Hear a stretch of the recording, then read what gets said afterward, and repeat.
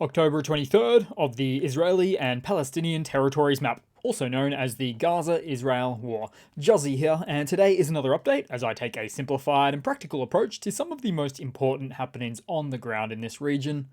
So we'll head across to the map today and we'll start out close to the border between Israel and Gaza.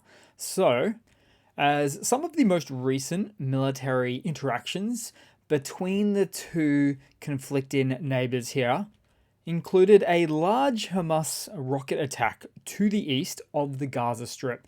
Then also, as stated by Al-Qassam, which is something akin to the official military wing of Hamas, stated that they fired at the Israeli airbase in Hatzarim. You have to zoom in a bit for that one there, which is just opposite to the city or town of Beersheba.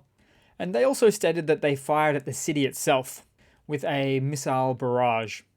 In total, over the past day, Al-Qassam also stated that they launched more than 20 missiles towards Ashkelon, which is just north of the Gaza Strip there, and somewhat mentioned previously.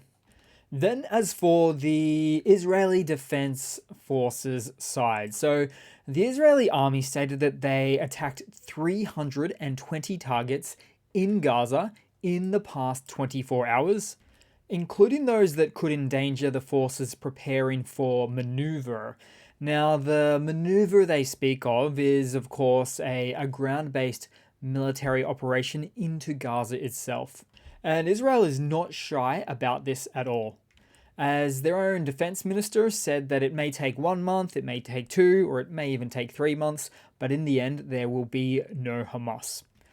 Oh, also, there was a Israeli recon operation into Gaza itself, which was designed to plan to facilitate Israeli forces proper entering into Gaza later on. However, an Israeli soldier was killed and 3 injured during that recon operation.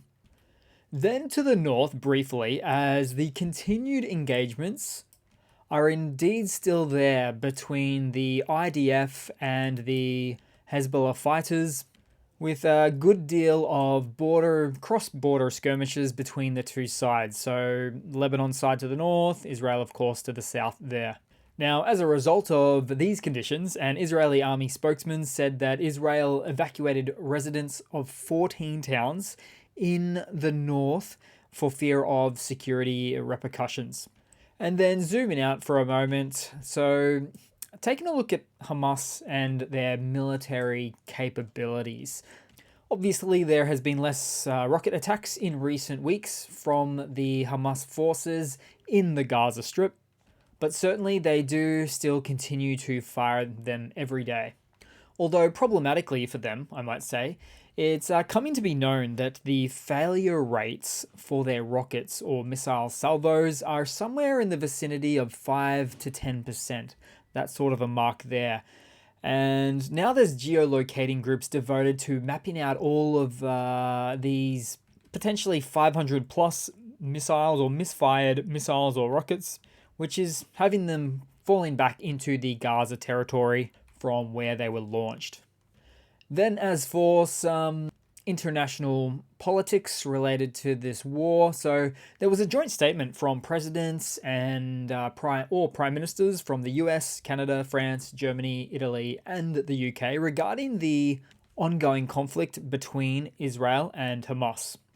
Now, the leaders reiterated their support for Israel. They called for the release of hostages being held by Hamas. They, in fact, thanked Hamas, it seems, for releasing 2 of the hostages. And then they essentially called on other nearby nations to Israel to not escalate the conflict. And so in the end, that would obviously be the best case scenario right now from a global perspective, which is that if no ceasefire can be enacted, then in the least to see the non-expansion of this conflict. So thanks again for watching, guys. I'm just keeping it pretty simple for these videos at the moment. It's very similar almost every day what's happening. The only difference is the updates from the political zeitgeist, if you will.